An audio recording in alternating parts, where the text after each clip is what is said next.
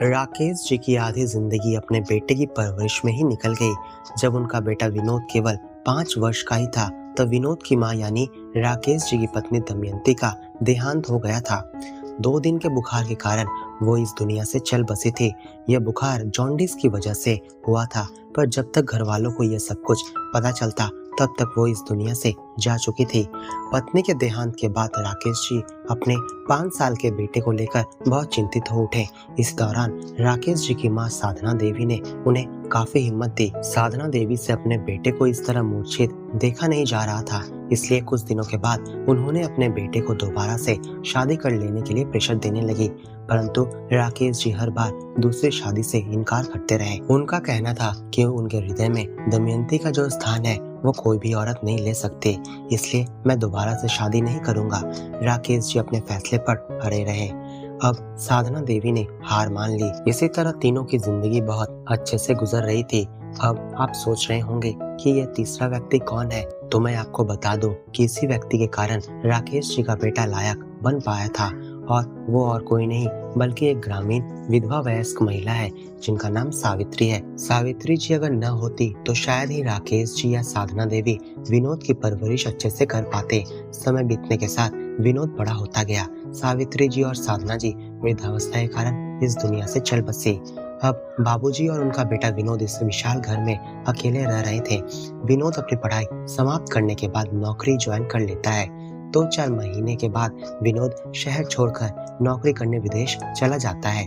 बेटे के विदेश चले जाने के बाद राकेश जी को इस घर में बहुत अकेलापन महसूस होने लगता है।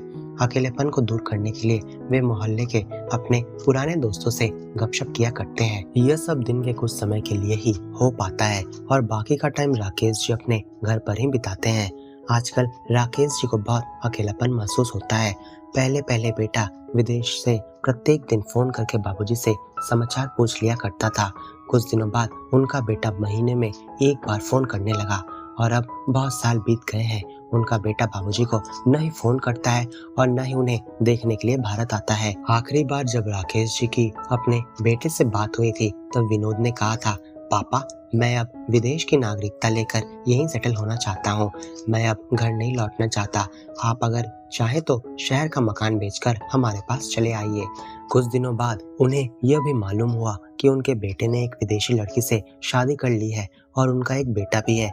राकेश जी अपने बेटे की बातों और इस तरह के व्यवहार से बहुत दुखी हुए, लेकिन वो अपने इस मकान को बेचना नहीं चाहते थे। इस मकान को राकेश जी के पिता दीनदयाल जी ने बनवाया था। उन्हें यह बहुत अच्छे से याद है कि इस घर को बनाने के लिए उनके पिता ने कितनी मेहनत की थी।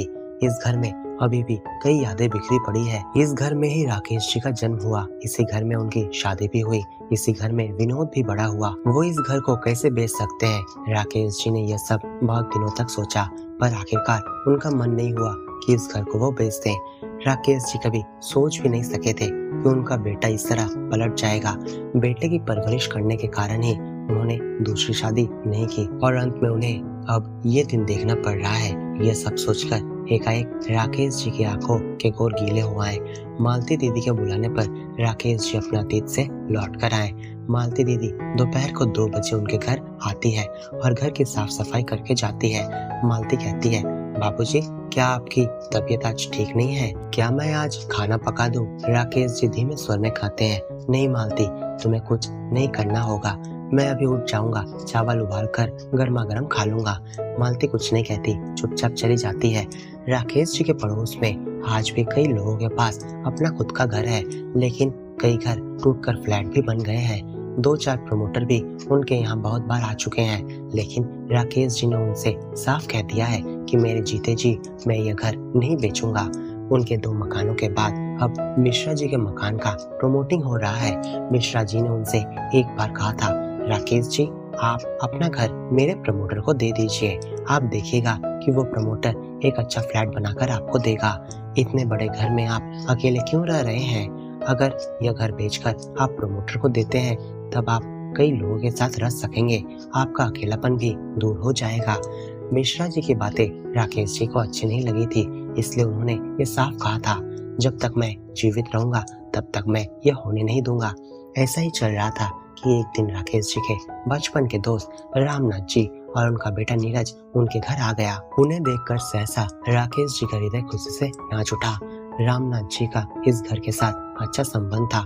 वो अक्सर आते रहते थे, पर बीच में कई सालों से उनका राकेश जी से कोई संपर्क नहीं था। ऐसा इसलिए क्योंकि रामनाथ जी का इकलौता बेटा नीरज कई वर्षों से विदेश में था। जाहिर सी बात है, वो भी नौकरी करने विदेश गया था। रामनाथ जी की पत्नी का देहांत विदेश जाने से पहले हो गया था, इसलिए बेटे के जोर देने से वो भी बेटे के साथ विदेश चले गए थे। इसलिए रामनाथ जी कई वर्षों से राकेश जी के घर पर नहीं आ सके, पर उनका फोन पर राकेश जी के साथ संपर्क बना हुआ था। रामनाथ जी का बेटा नीरज ने यहाँ शहर में एक फ्लैट खरीद लिया था, ताकि जब कभी वो लोग शहर आए तो यहाँ पर रह सकें। राकेश जी अपने बचपन के दोस्त से मिलकर बहुत खुश हुए और उन्होंने उनका स्वागत भी बहुत अच्छे से किया। बातों ही बातों में राकेश जी को यह पता चला कि रामनाथ जी और उनका बेटा अब विदेश लौटकर नहीं जाएंगे, यहीं शहर में रहेंगे। इसी दौरान रामनाथ जी बोले, मुझे एक पुराने मकान की तलाश है जहाँ अनाथ बच्चों को रखा जा सके। यदि तुम्हें अगर ऐसा कुछ मिले तो मुझे सूचित जरूर करना। राकेश जी ने अपने दोस्त की बात सुनकर हाँ में सिर हिला दिया। उस दिन वे लोग राकेश जी के घर पर ही ठहर गए।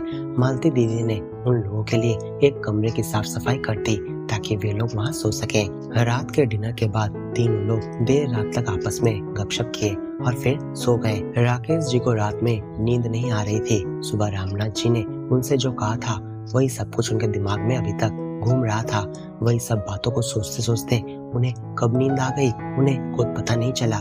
सुबह राकेश जी की नींद नीरज की आवाज से खुली, जो हाथ में चाय लिए सामने खड़ा था। चाय की चुस्कियां लेते हुए राकेश जी बोले, मेरे पास तुम लोगों के लिए एक खुशखबरी है। मैं तुम लोगों को एक पुराने मकान का पता बता सकता हूँ। दोनों बाप बेटे खुशी से उछल पड़े और बोले, कहाँ है? चलिए आज ही हम लोग उसे देख कर आते हैं। अगर हमें यह पसंद आया तो हम इसे जरूर बुक कर लेंगे। बाप बेटे को उत्सुक देखकर राकेश जी बोले, तुम लोगों को कहीं जाने की जरूरत नहीं है, मैं तुम्हें अपना यह मकान दूंगा। यह बात सुनकर रामनाथ जी और नीरज दोनों ही चौंक गए। वे सोचने लगे कि राकेश जी शायद मजाक कर रहे होंगे या उनका दिमाग खराब हो गया है। जो व्यक्ति इस घर को छोड़कर कहीं नहीं जाना चाहता, वो इतने बड़े घर को एक अनाथालय बनाने को कह रहे हैं। इस घर की कीमत कम से कम 25 लाख की तो है ही। यही सब रामनाथ जी सोच रहे थे कि तभी उनका बेटा नीरज बोला, राकेश जी, क्या आप सचमुच ये घर अनाथालय बनाने के लिए बेच देंगे? क्या आप ठीक से सोच समझकर ये बातें कह रहे हैं? क्या आप अपने बेटे विनोद की परमिशन इसमें नहीं लेंगे? राकेश जी बोले, यह मेरा घर है, मैं जो चाहूँ वही कर सकता हूँ। इसमें किसी की परमिशन लेने की क्या जरूरत है? किस बेटे की परमिशन में लूँ? जो बेटा विदेश जाकर अपने बाबूजी को भूल गया, उसकी परमिशन लेने की बात तुम कह रहे हो? इसकी कीमत कम से कम 25 से 30 लाख की है। इसे बेचने में या किसी को देने में मुझे किसी की अनुमति की जरूरत नहीं है। ये घर मैं अनाथालय के लिए दूंगा, पर मेरी भी एक शर्त है। नीरज बोला, क्या शर्त है आपका? राकेश जी बोले, यह मकान मैं तुम लोगों को दान करूंगा। इसके लिए तुम लोगों को मुझे किसी तरह के पैसे देने की जरूरत नहीं है, पर हाँ, मेरी भी एक तुम लोगों से विनती है। रामनाथ जी बोले, क्या विनती है? राकेश जी बोले, उन अनाथ बच्चों के साथ मुझे भी इस घर में रहने देना होगा, तभी मैं दान करूंगा। रामनाथ जी और नीरज ने उनकी सभी शर्तें मान ली।